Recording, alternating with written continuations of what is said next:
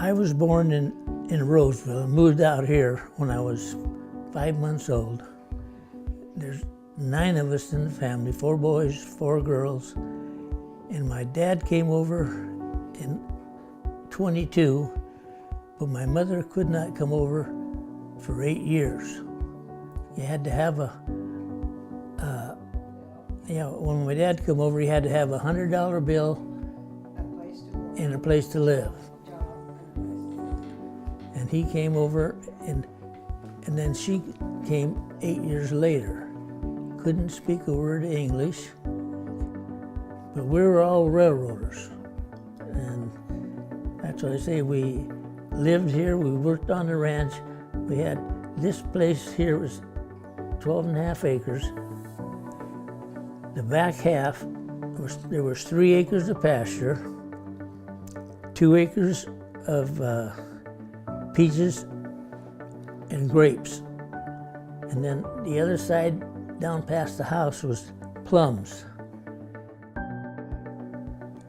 Well, when I met her, she was over on the other side of the fence, and we went over there and we looked at each other, and her eyes, when I told her, and she looked at me and I said, "Bah, you billy goat." And we met, fought like cats and dogs all the way through school. And now, coming up September, we'll have been married 62 years. But all the kids in the neighborhood, like I say, there was five houses, and we all went to school down there. And when we got home from school, they all played together. And when it came time for dinner, wherever they were, they ate. That's how the people got along. And another thing, my mother, we had a wood stove, and she would make soup every day on that wood stove. Even when it was 105, we had soup. That's one thing, and she made soup and cooked every day. That buffalo will follow you around like a puppy. And it showed this buffalo going in the house and everything. But they got so tame that the Citrus Heights Police Department, there was one guy that worked midnight to 8 shift. He used to come up here and park here by the water trough because they came down, and traffic going by down on Twin Oaks could not believe what they saw. Slam on the brakes and, almost have wrecks. But he'd come up here every day and he'd take a picture, and when they started shedding, if they lost some of the wool, he wanted some of that and got this and that.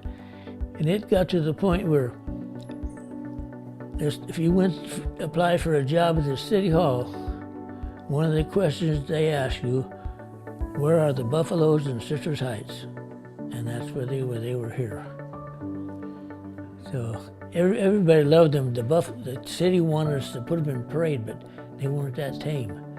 But it got to the point where people started bothering them. So we had to, and the liability on them is so high, you can't, if a buffalo gets out, you can't herd it up like a cow, where you can herd it along the fence. The buffalo goes where it wants. And so we had to have them butchered.